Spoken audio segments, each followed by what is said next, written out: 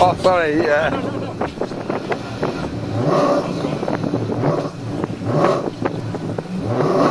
Very good.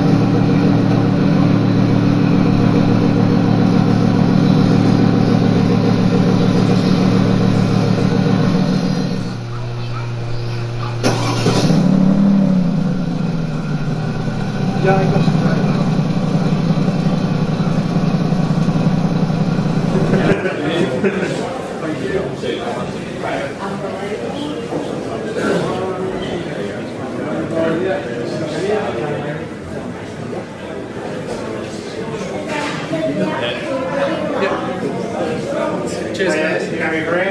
Gary Bray. Yeah. Thank you. I'm afraid I haven't got my name down, didn't know. You've not got your name? No. Have you bought a ticket online? No, I didn't know about buying online. No, okay. I can charge you for a ticket now. It's £25. Yeah, that's alright, yeah. Hold on.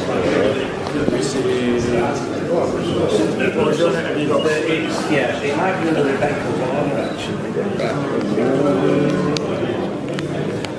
Do it a bit cat, can't you? Yeah. That's alright, so I'm looking for water. Yeah. Next. There we go, if you just want to tap there, mate. Yeah, nice one. Yeah, done. Brilliant, thank you. Thank you very much. Over there, everyone. Wow.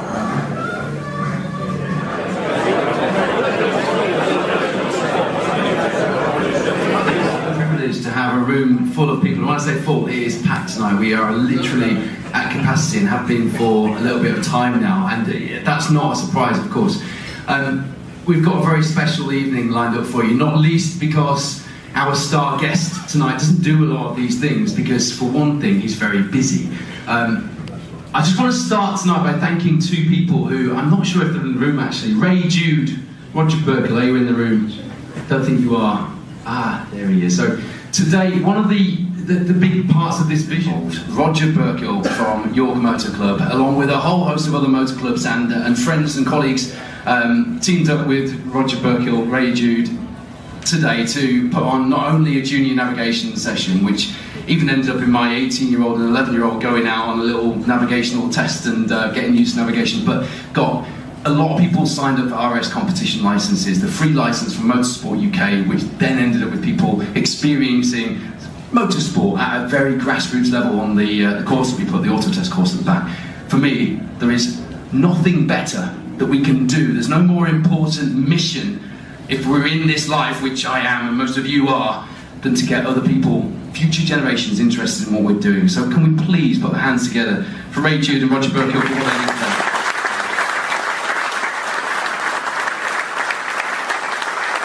Thousands are in the room, so I'm pretty sure that they're here because they're like Elfyn Evans and Rich Miller in the WRC. But if for any reason you see them follow me out of the room at the end, a welfare check would be nice, thank you. But a huge thank you to Pertrack and Spark Developments. Jamie from Spark, earlier in the week. M-Sport is a busy place and they've got teams out in the ERC, they've got teams out testing the cars ready for the next round of the WRC. And Rich said, have you got anyone you know that you would trust to pick up a couple of special cars from M-Sport? And there was only one person that I would trust to do that and put my name to it, and that's Jamie McBain from Spark Development. So thank you, Jamie, for picking that mission up. And I know it's a real bind, and I know when you got those instructions through onto how to start the car and warm it up and what you should do before you drive that Rally 1 car into the venue, I know that was a real bind, and I'm sorry about that, but thank you for doing that. Right.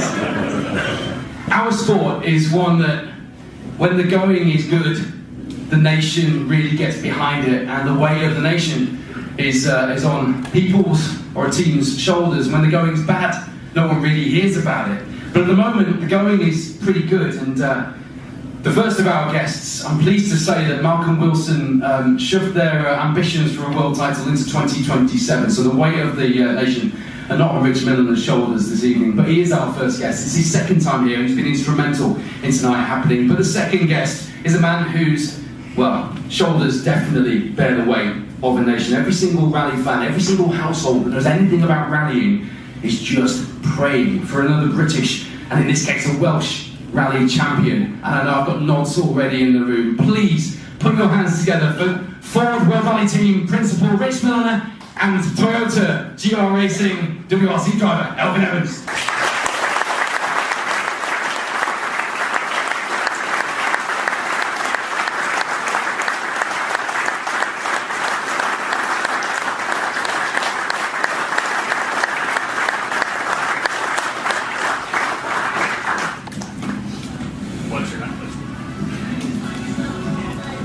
Gents, we've set the feedback so that if you get too close to each other, it will squeak, so we know at that point things could get emotional. Tonight's going to be like this. The first hour we're going to talk about how we got here, or how this man got here, with a perspective from this man next to him. And then we're going to have a bar break, but please feel free, treat it as your local motor club night. Head up and get a drink during, we don't mind the odd glass smash, in fact we'll cheer.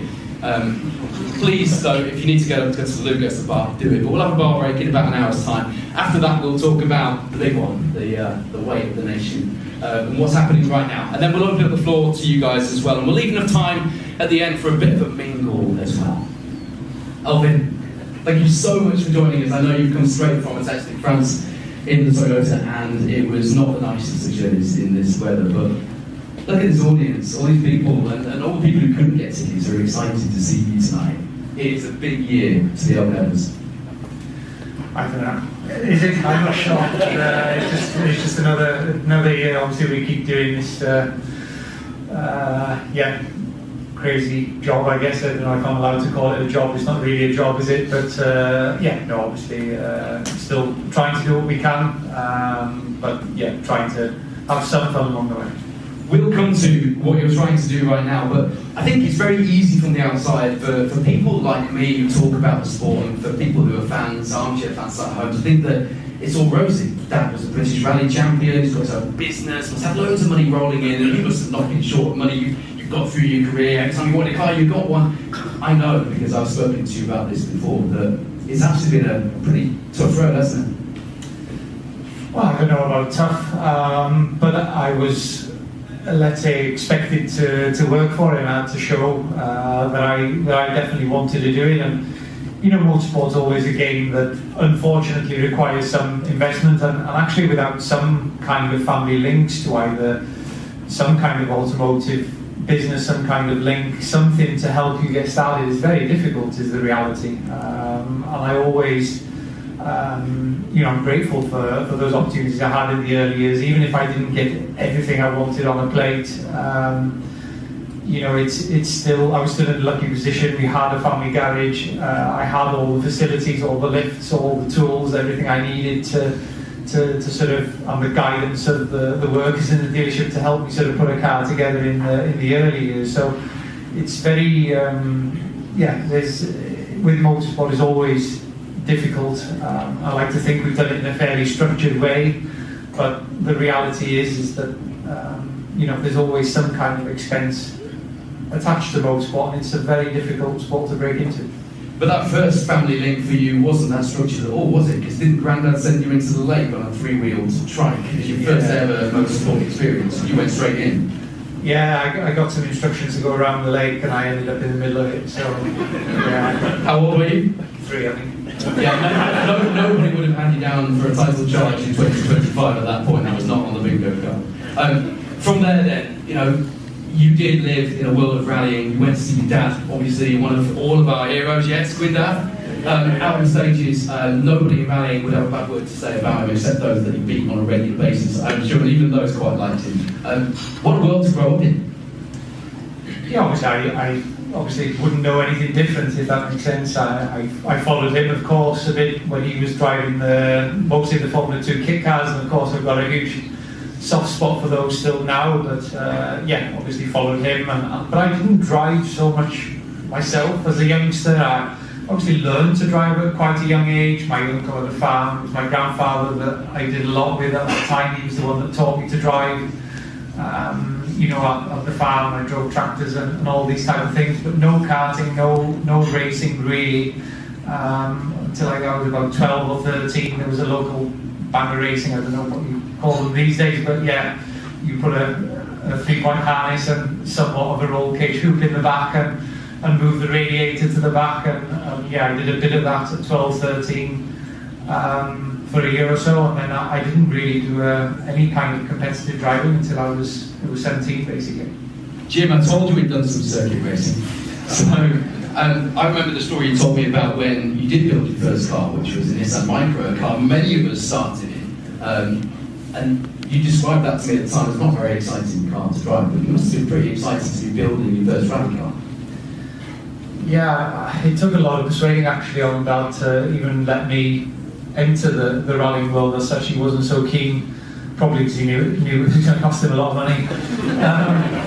But yeah, I mean, it was I remember buying the car, £250. It had some weird axe gouges across the roof, so I had to put a roof skin on it before I could do anything else. But yeah, obviously at the time, you're 16, turning 17 at the time, trying to build your first rally car, of course, it's exciting. So do we fast forward from there to the Fiestas, or is there a bit in between that we're crucially missing out, Elfyn, that shaped this title charge that we're all staring at here in 2025? There wasn't a lot in between. Obviously, I did a year of the Micras in 2006, and then the Fiesta started, but I spent a lot of time in those little front-wheel drive Fiestas all the way through, from the start of 07 all the way through until the end of 2012. So that's 5 years, in those small front-wheel drive cars, trying to break away, try and find a break somehow or other. One make series, obviously in the UK and Ireland. But crucially, it was a works factory-backed series and had proper prize. I mean, this is where our worlds first collided for the first time. Rich, you as parts coordinator, I think you started out for the Fiesta ST Challenge. Elfyn, obviously, you were driving the likes of Posh and Price, Tom Cave, a lot of the upcoming British juniors, and I was there doing the TV stuff. It was big news even then that the Evans name was back in rallying, so the pressure must have been on even if you didn't feel it from those early days. Yeah, maybe a little bit in the very, very early days. I guess people expected something from the name, but I try not to let that affect you so much. But there was a few one make series back then. I think we could go on all night, but I think it's something that's really missing from grassroots, was making sure that I went everywhere that had either an opportunity at the end of it or the strongest level of competition that you could find at that time. And the Fiesta Trophy at that time was the perfect place. Everybody had the same equipment, the same tyres, the same amount of them. And you know how friendly you were with Rich. Well, yeah, he was running the championship at the time, yeah, so yeah. I didn't have any say in anything back then, I just had to sell parts. But Rich, we all hoped, didn't we, in those days? By the way, Jamie McBain will sell you a mini rally challenge car to this and solve all your problems with one make series. We all hoped that the next British, Welsh world champion would come out of that series. It took us a long time for the Fiesta ST Challenge to kind of flourish and give us those names. But you look at the top names in British rallying before we get to world rallying, and actually they've all had some connection at the moment, haven't they? The top drivers we've got of that generation all came from that field. Yeah, I think for anyone who was here last year when I was here, Malcolm has been very involved in ensuring that there was always a ladder of opportunity, we called it, to start from the very bottom right the way to the top. And I think, like you say, the number of people in the World Championship at the moment that have driven an M Sport car, have an association with M Sport, is nearly all of them apart from Taka, I think, and I think nearly everybody else has at the moment. Yeah, so Calais drove the Rally 2 Fiesta with us for 2 rallies. Yeah, so I think nearly everybody, which goes to show the strength in that. And I think, as Elfyn said, that junior entry level idea is key. And to be fair to the FIA, they just brought it back in with their rally style program, which has resulted in finding Romet Jurgensen, who came from qualifying for this the small challenge in each country that the FIA were running it, and talent picked, and Malcolm picked out Romet when he was on one of those days. And then Romet went on to win the junior championship, and then today won a stage in Croatia for in the ERC. So they found some talent there, and that's how important it is to find this talent pool that doesn't necessarily have the funding or the ability to get into it. Because as Elfyn touched on it, motorsport is sadly expensive, and it is very difficult to find a way in. So that Fiesta series was so important to finding people like Elfyn and others that have been through that series as well.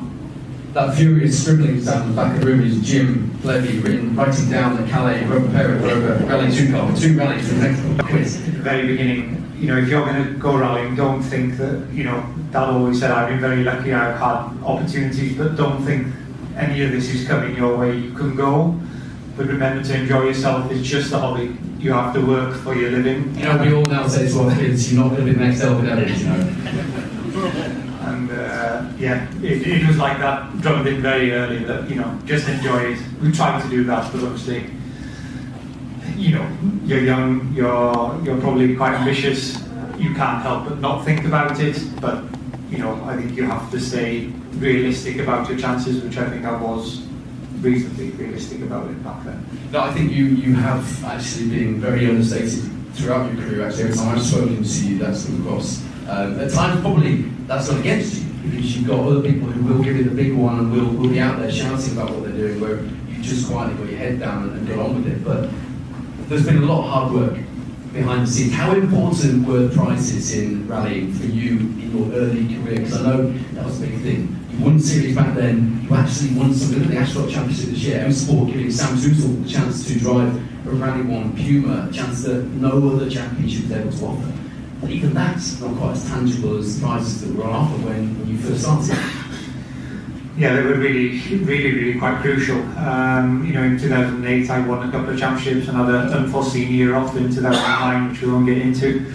But I won 2 road cars at the end of that. I managed to sell those, and that actually refunded most of the running costs I had for the car then. What cars did you win? 2 Fiesta STs. Yeah. So they. Why did they give you 2? Why not focus on rest? I had two championships, so one for each. And that funded me to go back rallying in 2010, and then from the back of that I won Pirelli Star Driver. So, excuse me. Without those chances, I don't think it would have really happened. In the era that you were doing this in, talking about the late 2000s, there wasn't the pressure to get into a 4-wheel drive car so quickly, because there were so many good 2-wheel drive routes. A bit like when your dad was going through the ranks and starting in rear-wheel drive, and 4-wheel drive took a long time to become the big thing you had to aim for. And I think you're the last generation where people are not being rushed into a 4-wheel drive car. So when that Subaru came, the Pirelli Star Driver, and Adam Gold and a few other Star drivers at the time had come along, and they come along just before you, or were you just before Adam? Were you the first one? No, Adam was before me, I think. Yeah, before. So there wasn't that pressure, was there, to get into a 4-wheel drive car? There were still routes up the ladder before getting into one. Well, there was obviously the Junior Championship back then. It just started, re-kicked off as the academy. It was known then, and secretly, so we knew that was the path to go because of the huge prize that came with WRC2 on the back of that. But of course, the Pirelli Star Driver at that time was also a huge prize in the British Championship. To have a Group N drive at the highest level in the UK was a big deal. And obviously that provided me the first taste of 4-wheel drive machinery that probably otherwise would have been quite difficult to reach. Do you have Jamie Edwards in with you in the Pirelli car? Is it Jamie Edwards? No, Andrew Evans. Andrew Evans. That was a big year for you, wasn't it? Because it was quite a high-profile car, quite a high-profile competition. Pirelli were really stamping their mark on the VRC and on British rallying. And you went to the fan parks, and there were Pirelli simulators, and there were Pirelli girls. You can't mention that anymore, can you? Lots of Pirelli hands. Let's move swiftly on from that. You enjoyed the Pirelli hands, I think. Yeah, no, it was a big show, wasn't it? It was a big show. Obviously, maybe the British Championship wasn't at its strongest moment there, actually, in the Group N era. But like you say, it was the seat time of having that first taste of 4-wheel drive. That was pretty important back then. Rich, by this point, Fiesta Trophy, Challenge Trophy is pretty much done. You're moving on to other projects in Surrey. Actually, we were talking to the Comp Safari guys, right? Because you were working with a man who's really done quite big things in the Comp Safari scene as improvement for some of your development. the first time we met was around then when the S2000 was getting developed. That was an exciting time for sport, wasn't it? Everyone was sort of promised this new series, this new category coming along, young drivers like Elfyn getting a shot at the Pirelli Star Drive. It must have been quite an exciting time to be involved behind the scenes at the work scene. Yeah, I mean, for me to be in any kind of situation at that point was kind of a dream. Like was discussed earlier, you know, I applied for that job at M Sport just on the hope that I maybe got an opportunity. And I was speaking to somebody yesterday that was doing a short interview, and I still say it now, you know, to look at nearly 20 years ago when I started M Sport packing parts, to now look what I'm doing now is something I never ever expected, and everything along the way was just a great experience. I never planned to do any of this, and it just kind of grew into where it is, and you know, met Elfyn and Craig and others along the way, and saw that it was kind of mirroring my career while they were doing the driving thing. I was doing behind the scenes anything I could, and it's still quite nice to look now and say, you know, message Elfyn and say, will you come down here and speak to these people for me? Because, you know, we're able to do that because we know each other for so long and been through a lot of things, and Elfyn spent a long time in M Sport, so it's a privilege for me to kind of grow up alongside it and do all this, and I'm pretty sure, like Elfyn, neither of us really want to stop and see what the future holds as well. No, absolutely. I think the future is bright, but it's going to take a lot of work to keep it that way in the current climate with things changing as much as they are. But you're heading to a point in your career, Elfyn, where you've got to make a decision, right? You stay doing it at home, you stay working in a family dealership, doing rallying as a hobby that might lead to something, or you do something that really raises a few eyebrows, particularly those in the corridors of power M Sport, and you just up sticks and chuck yourself out of your comfort zone and move up to Cumbria, to be nearer the base of the World Rally Team, and that's the route you picked, right? Yeah, that's right. So 2012, I got the chance, and it was a one-shot only chance. It was made quite clear by Dad because it was quite a big undertaking, you know, to go and do the Junior World Championship. But of course, the prize on the back of that was 5 or 6 rallies in a WRC2 car with M Sport the year after. So we knew basically that we'd reached our limit as a family dealership or family business to fund rallying at that level. You know, it was quite a big undertaking to invest in that, and Richard Parry Jones at the time came on board as my manager, who sort of went half in with Dad to fund it, and they said, right, one shot at this, and obviously I went, and the first round went very badly. I'd done some pretty okay things in the UK, but didn't manage to translate that into the world stage, and had a bit of a wake-up call. The guys had a lot more experience around you, didn't they, on those stages? They did. They'd done, a lot of them had done the academy the year before, and it was a bit of a wake-up call to realise, right, we've arrived at the World Championship now, and it's not quite the same as being at home. The nature of the roads are different. My pace notes weren't good enough, and to work pretty hard, you know, to try and turn it around. But thankfully, I managed to change some things and managed to make the speed that I had at home translate into the World Championship at that point. But like you mentioned, then at the end of 2012, that was when the decision came, because I was still working full time at the family dealership all the way through 2012. And much against Dad's approval, I had the chance to sort of move up to Cumbria and to M Sport, and actually took that decision to do that, to make full benefit of the prize I had. And yeah, so I moved away from home. I lived on site at M Sport then for a number of years actually. It turned out to be, but at the time obviously we didn't know how it would all work out, but I think it was probably the right decision in the end.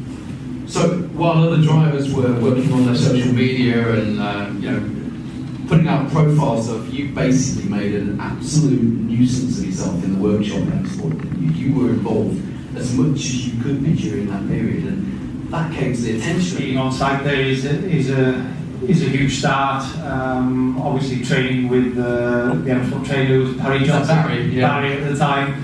A lot of early morning sessions, but you know how you conduct yourself in all those situations ultimately always goes back to Malcolm. Whether it's something you're doing at the workshop, whether it's something you're doing while you're shaking down a car, Malcolm finds out, I would say, everything that goes on at M Sport. And yeah, I think, you know, when you find yourself in that position, you have an opportunity, and it's kind of up to you what you make of it at that point, I would say. Do you have any calls from Gwyndaff at the time? Where are you? I remember. What are you doing in your room? Get yourself down the workshop, boy. Not so much. I think I had enough of them phone calls when I was at home. And There's no signal there in sport. That's a bonus. But no, probably a few phone calls. How do you work this computer? After I left home, maybe. But yeah, not so many to that other effect. Do you look back on that period of time in your life when you were just completely immersed? I know now you've got a very busy family life and a lot of your life is travelling. Of course, do you look back on that period of time, and especially with what's been since, sort of miss it a little bit? Yeah, of course. I miss the team a little bit. Sometimes I'm still in touch with a lot of the guys. Obviously, see them on events and what have you. But it's funny, like you're in a team like Toyota. It's so big. There's a huge amount of people there. I mean, it's impossible almost to know people on first name basis. You know, well, there's so many faces, so many different. You know. They come from all over the world, and it's hard to keep up with everybody. But when I was in the office at M Sport, I was there every day. I knew everybody by first name, so it was a slightly different atmosphere, more family based. I would say at M Sport, and of course that's still something I was very happy to be a part of. This. That's the most romantic answer I've ever had. So you won the academy as it was at the time. You still got that car, I believe. Yeah, I had my own R2 at the time. I was doing the British Championship alongside that year. Actually managed to sell it just as I come to the end, and obviously I was moving to M Sport, so I managed to put the funds from the one I just sold to buy the one I just won the championship with. I think that's the last rally car I bought until I bought that Mark II. So yeah. He didn't look after it very well. No, he didn't. No. Rolled into a ball in case you didn't know. Just after that brand new beautiful car. So you won that title, and a lot of pressure on, because you put pressure on yourself. It was everything on red. You've got to do it this year. You managed to do that. From there, it looks from the outside like the path very rosy. You've got Rich moving up the ranks. Clearly, you guys knew each other quite well by that point, and it must have looked also from the inside like Elfyn sort of had a path paved with gold ahead of him, unless you knew Malcolm as well as you obviously do. Wasn't quite as rosy as it sounded, was it? Malcolm's the ultimate difficult one to work for, because it's a case of be the fastest and don't damage it, and that's easier said than done, but that's easy for Malcolm to say because it's his business and he's in charge of what's going on. But and he goes with that legendary kind of presence, doesn't he? Because it is Malcolm Wilson. Not anymore, I can tell him now. Tell him what I think of it. I told him the other day he passed it and he just started laughing. So. Is a legendary presence yours now? No, I wouldn't go that far. Never get too big for yourself, you know. But I think it was, you know, Malcolm always wanted to see someone from the home country doing well, and you know, and Elfyn was obviously making good footsteps in all the championships that we were doing, and no denying there were some tough points along the way. You know, the more you have to push, the more risk you're taking, and the more lessons you're learning as you go. And I think actually the time spent by Elfyn in the workshop and there, and you know, he's a very good mechanic, probably one of the best we've had. I think we discussed that last year as well. And all the stuff he was doing in the background, all the training, everything, you know, he was putting 110% into it from what, you know, we could all see, and I think Malcolm sees that as well. But he's also putting pressure in the way that he knows how to on drivers to make them learn as well. And I think probably you would always say that you learned a lot of good lessons at M Sport, and that there was a lot of opportunity there, and that came from not only the one stuff, but also through Gwyndaff and through Malcolm together, you know, giving these opportunities and knowing it takes such a long period of time to get a driver from a good national driver up to a good World Championship driver. But it's good to see that we had the ability to help Elfyn on his journey there, and it was something that we're still doing today. But not everyone can make it either. You know, you can put all your chips in and hope for someone to make it, and it looks all good and everything looks great, and then the final last bit they can't get to. So it's all that goes on here though. Yeah, and then they can't get the last bit because they can't. So, yeah, you know, I think we're always in a position at the moment in sport where we know that there's a point where people are going to look to move on because you know, we're very good at a lot of things, but the budgets to compete against people at Toyota Highlanders at the moment is very difficult for us. But I would think I would also agree that there were a lot of things that he needed to learn somewhere else as well. Just staying in one team all the time is great in some ways, but as he was saying, we're a small team, but everyone first name, and you see what Toyota have now in the extent that they're going to win the World Championship. You have to experience both sides of it, and we've seen that with Seb. Ogier, we've seen it's possible both ways. You have to have the biggest team, but it's always good to go and experience another team. I think Adrian's having a very realistic lesson this year of the differences between us and Hyundai as well. There's huge resource there. There's a very different atmosphere to where we are, where he was last year. But that will build the driver into a stronger character as well, and understand all the different elements. It's very easy when you're in one team to look out and look at another and think everything's great over there, when in some ways everyone has their own struggles, just in different ways. What are your toughest periods? Probably your first toughest challenge in yourself came about 10 years ago when you got into a world car. Some would say perhaps a little bit too soon, in a very competitive era when the pressure was on, the car wasn't quite there, and you weren't quite experienced enough, but all of a sudden you're faced with having got to that level.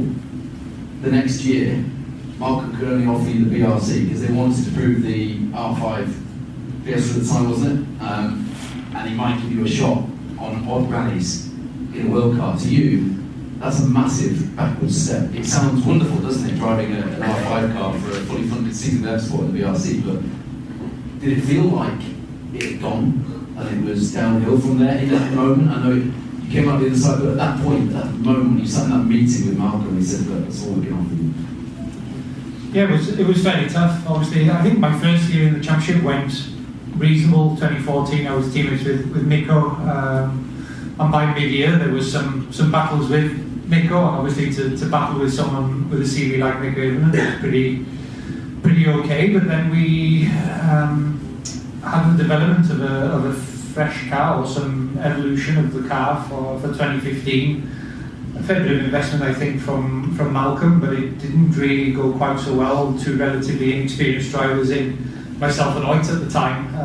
Oit proved to be quite fast in it, but sometimes a little bit inconsistent, and I failed to deliver the speed. For the most part, there was a couple of good results in Corsica, for example, but I think Malcolm got to the end and he was just pretty downbeat and wanted a change of direction, and obviously being in that office with him at that moment was pretty tough, to get told that you were going from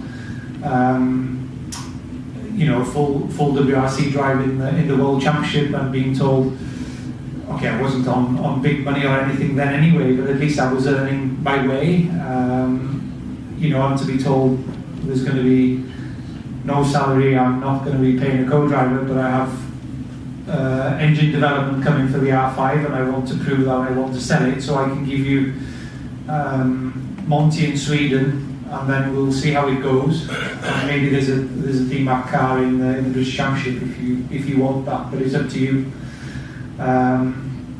And I had to have a chat with Dad basically and see, well, I've got nothing basically, I've got a little bit of money saved up from the last 2 years, so we can use my first rally in a proper four-drive car, let's say in the R5 car. Did pretty okay, but 6 months later, in January, I was lining up in a World Rally car in Monte Carlo doing a full season. So I'd gone from an R2 to a World Rally car in the space of 12 months, almost like 13 months. And maybe I came in with too much of the attitude that I was going to learn and find my feet and build, and I got so far, but I think I lost the realistic expectation to fight for a win, because when I was in the junior categories, all I ever thought about was winning. But I'd fallen almost into the trap of it not being realistic to win anymore, and actually dropping down the category, winning again was the only option. And I think that's what Malcolm sort of knew in a way. He said you need to learn to win again, and that ultimately did do a lot of good, because I went to Monty and I won, I went to Sweden and I won in the WRC2 category, and it sort of brings you back to winning ways, let's say.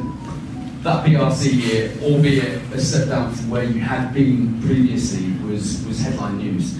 It was a time when the BRC was getting its feet again, it was getting its profile. You coming in helped that massively, and I think there was certainly a sense from those who knew that, well, it was yours to lose. That was the feeling.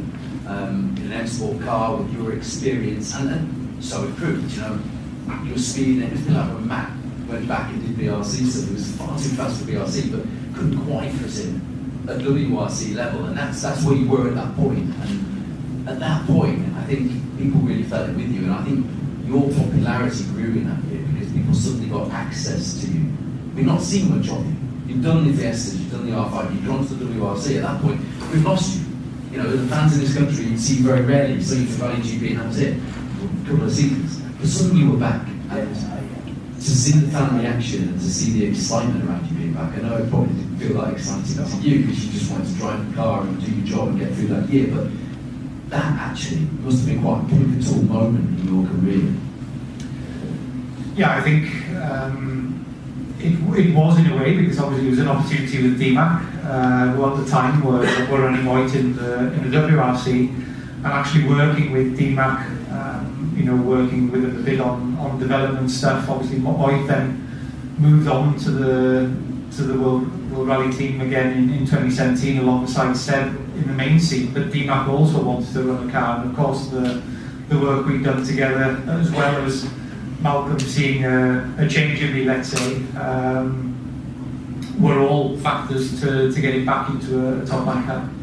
Rich, that was an exciting time for M Sport. I remember we were going for a wander around, and Malcolm himself showed me around at that point. You had Ken Block's car, you had Matt Wilson's Michelin Pilot cars up there, you got the DMAC cars, so many iconic liveries, plus the works cars. That was quite a good time, wasn't it? That period in the WRC, the BRC, with M Sport really regaining its foothold at the different levels that perhaps it lost a little bit. That must have been quite a good time to be in a development role then. Yeah, I mean, that was the first main big project I took on, was the Rally 2 or R5, as it was called then, sales and all of the involvement with all the customer teams and things like that. And, we were the first to market with those new regulations, and it did us a world of good. It's what helped boost M Sport into where it got to in these days, and we sold, maybe we just calculated, we sold around 350 to 400 of those Rally 2s now up until this point.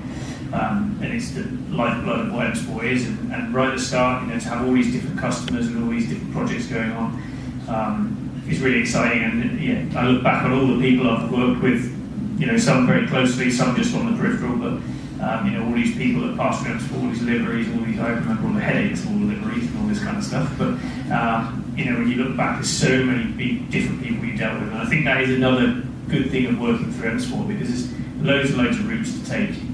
You look at the OEM side now, the Toyota side, there's only one team you're driving for, and that's Toyota, and then they have the junior teams and everything, but there's no real ability to go a slight different direction to come back again.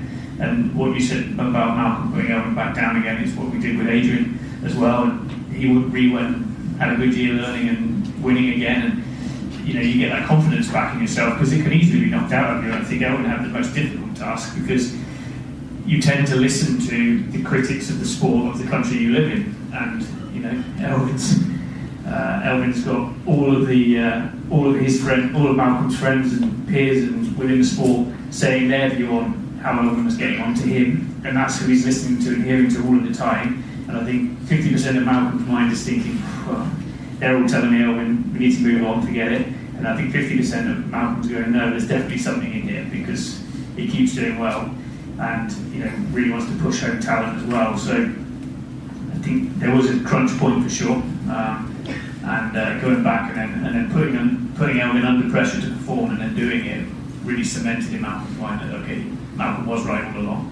And I still to this day have to spend many days telling Malcolm that some of his friends have no clue what they're talking about, which is Malcolm and Elfyn knows which I'm talking about probably as well. So he did get back in favour. There was a lovely moment with your partner Anna, actually, when she was Richard's partner. Anna was the PR manager for M Sport at the time, and she's walking through with Malcolm and me, and there's all these liveries. I was like, just before we do this bit, Malcolm, I just want a picture with Ken's car. And by the end, Anna was like, phone. Before we did the interview, she's like, I'll take a picture first.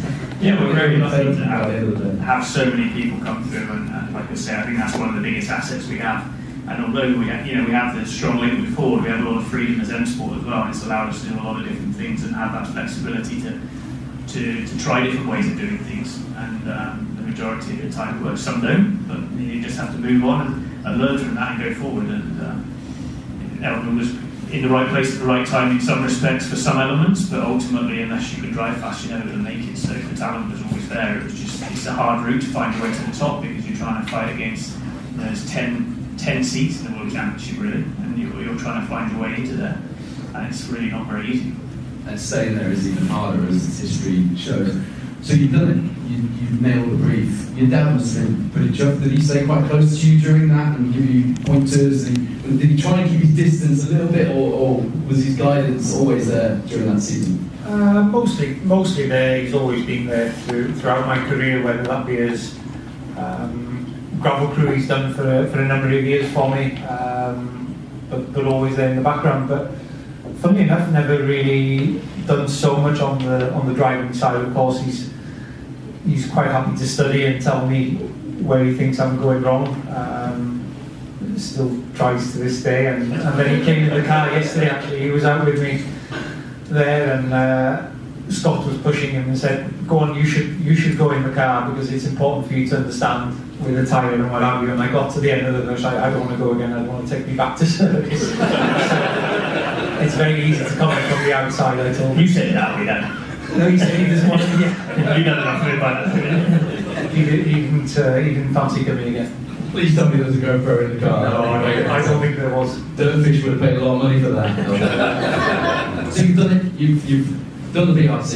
You kind of knew you would. I mean, I remember speaking to you about halfway through, and you were very modest at the time when everyone else was still in the stage, and you'd already had your last one. You were on the way home. It was quite obvious you were going to do it, but it was an important step on your career. You're back in favour.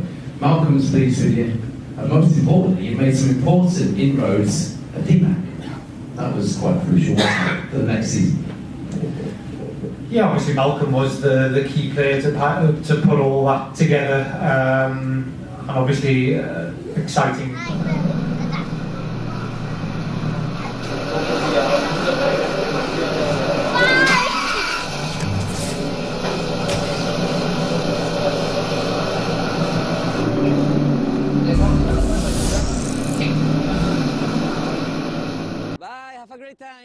I put a whole bag of jelly beans up my ass.